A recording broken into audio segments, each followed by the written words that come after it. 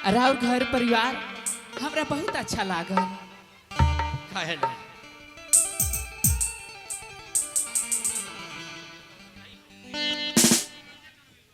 तोहर भौजी कैसा लगली तोहरा? भैया भौजी तो एकदम लाखों में एक बाड़ी। एक काम करी रउआ जाए के चाहत नहीं पटना, लेकिन ये बताई कि घर के मालिक के रही। ये बात तो हम तरह से पूछेंगे फिर बनी कि ये घर के मालिक तो हर पहल की भौजी रहली। अब तहनी सब आपस में राय करके बतावो कि ये घर के मालिक की रही। राय करे के बा पहिल की भौजी मालिक रहबे कइली। हाँ जेठ बड़ा रहली, घर के सदस्य रहली। अच्छा मान ल कि ये घर के आइल बरते जेठे बड़ा न भइली। हाँ ये हो रही नहीं कमल गई दियाओ। तू सही कहत रे भैया। तब कमल गई रही। जैसे कि हमने की बड़की भौजी पहले रहनी, तू घर के मालिक रहने, घर के चाबी उनके हाथ में रहे। यही से कहत नहीं कि जायका भौजी आइल बाड़ी तो घर के मालिक हमने इनके बना दल जाओ। ठीक बा, ये घर के मालिक तो अपना भौजी के बना देला, लेकिन तोहर भौजी ये घर में नया नया आइल बाड़ी। इनका से कोनो गलती भी हो जाए तो तहनी सब इनका के माफ कर दी। अरे भैया हमने के भौजी के हंसा खिला के रखल जाई, रउआ चिंता कर लिए के कोनो बात नहीं है। देखा अब हम जाता नहीं कलकत्ता, तहनी सब अच्छा से ख्याल रखिया है नहीं आवा। हम जाता नहीं कलकत्ता, तू अपन दिल छोट मत करिहा। आ हमरा भाई हमरा बेटा पर सब पर ध्यान दिहा कि कोनो ऐसा तकलीफ ना हो खेलों के। ठीक बाजी, रउआ निश्चिंत होके जाए। हम कोनो ओलो से ऐसा बात व्यवहार ना करब जैसे वो लोग के ठेस पहुंचे। जाता नहीं, हम ख्याल रखें। ठीक बा भौजी देखो घर के मालिकिन तू बाड़ू, तो हमने के पहले के भौजी रहली तो हमने के पूरा काम बतावत रहली। आज से तहरे हमने के काम बताए एक बार कि तू बतावा हमने के कहां कहां जाइल जाओ, कौन कौन काम करल जाओ।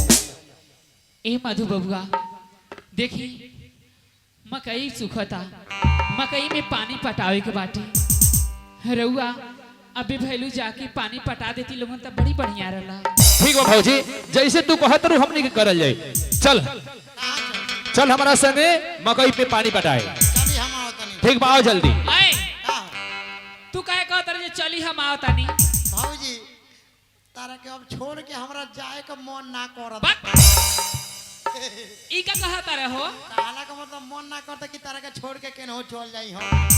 सुने ना, हां तू जा अपन भैया संगे खेत में काम करे, अच्छा हम खाना लेके आएम। जा हाँ चल जाई। ऐ तो जा, हमरा काम तो करता रह। त मने जाई नु। जा ना, जाई नु। अरे जो ना जल्दी। मने कहत नहीं जाता नहीं। हाँ जा ठीक बा भौजी जाता नहीं। जा, जाई नु। फिर तू किस पर आई बा? मने जाई नु। हाँ हाँ जाई ना बबुआ जी जाई। जाता नहीं हम। अच्छा बाप रे बाप, छोड़ के जाए का मन ना करत। ए मोहन, हां भाई मुन्नी बेटी देखा, तानी के दोनों जाने के स्कूल के समय हो गई बा। हां दोनों जाने खाना खा लेलो नी, आ खाना खा के स्कूल पढ़े खातिर चल जालो नी। ठीक बा मम्मी प्रणाम। खुश रह जा। इन्हों के तो हम काम पर भेजा देने। अब लक्ष्मी ना जाने कहाँ बड़ी कहाँ ना। अरे लक्ष्मी देखा ना, तू तो जानते बाड़ू कि शादी ब्याह के बाद देह कैसन हो जाला। हाँ दीदी, ना खाए के मन करेला ना पानी पिए के मन करेला।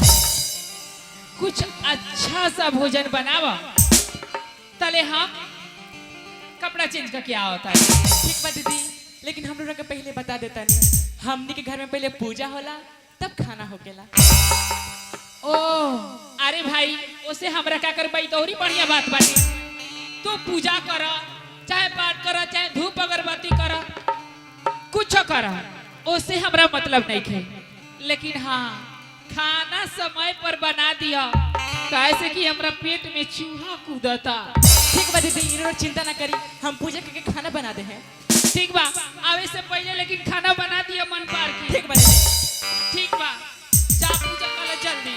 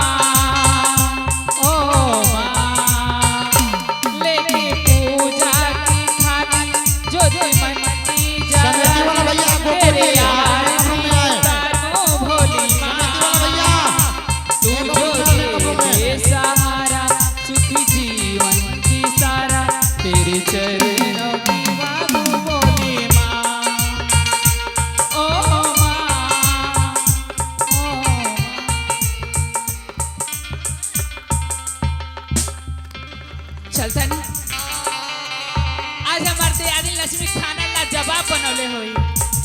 आज खाना खा के हम बहुत बढ़िया आराम कर। हई देखो हम कनिया खाना बना के ये अभी कौन ध्यान में बिया हो। आय लक्ष्मी इरो रखा करता दीदी। अरे ई बतावा अभई ले मार अगरबत्ती भा जाता खाना बनल बा कि ना?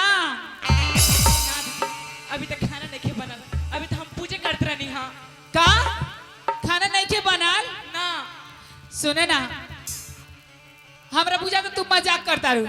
तू खाना बना के ध देले हो हमरा कि इतनो द खाली हमरा पेट में चूहा कूदता। ना दीदी हम मजाक लोग से काहे करे, हम अभी खाना नहीं बनेले बानी। खाना नहीं के बनल ना तो वही बेर से का करत रहलू हा कि अब इने खाना नहीं के बनल पता हमरा भूख लागल हम काती खाई। दीदी रोता के देर और इंतजार करी, हम पूजा कर लेता नहीं तो हम लोग खाना बना दे हैं।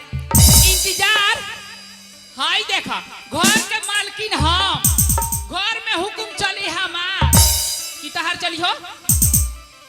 खाना कैसे हमरा के हमरा बड़ी कस भूख लागल हमरा खाए के बा खाना। कथी का जान दीदी जब ले घर में पूजा नहीं हुई तब हम खाना नहीं बनाए।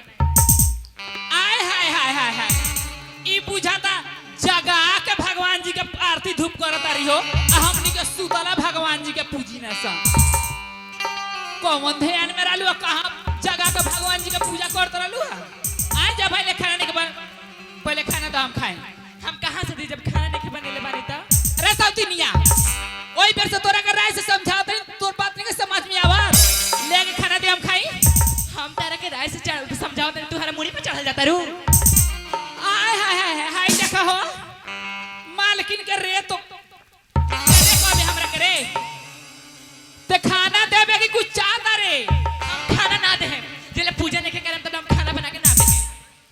ए एक बात कान खोल के सुन ले ए घर में मलिकाना हमार बा तो हुकुम भी हमार चले के चाही। आज के बाद ए घर में पूजा पाठ सब बंद। ए घर में पूजा पाठ ना हुई। सुतला से उठ के पहले घर में कलछुल घूमे के चाही ओकरा बाद ते पूजा कर पाठ कर चाहे कोई तीर्थ धाम जो नहाए ओकरा बाद चाहिए। ना दीदी एक घर में पहले पूजा होई तभी खाना बनी। हम कहता नहीं नहीं पूजा हम कहते पूजा होई ते बात न मन दे ते न मन बात सौ दुनिया। हाय देखा एकरा के जितने बड़ बहन समाज के छोड़ता नहीं होते यार मुड़ी पर चढ़ते रे सौती नहीं तोरा से कम बनी का रे। आए हमरा करिया ते अगुआ आरु सौ दुनिया ते हमरा करिया तरे खाना करे मेरे तोरा बाप से बनवा के खाए। आओ देखा तरीके का बनवा लेता है।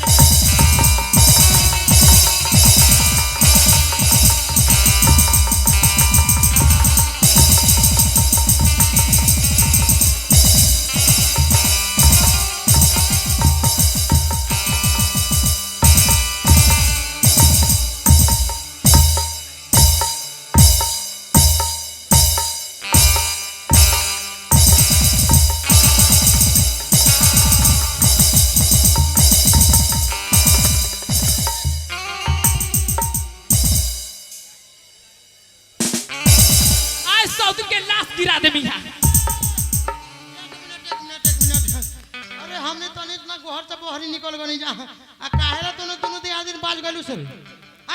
करे भी भैलू अब पतना के बेटा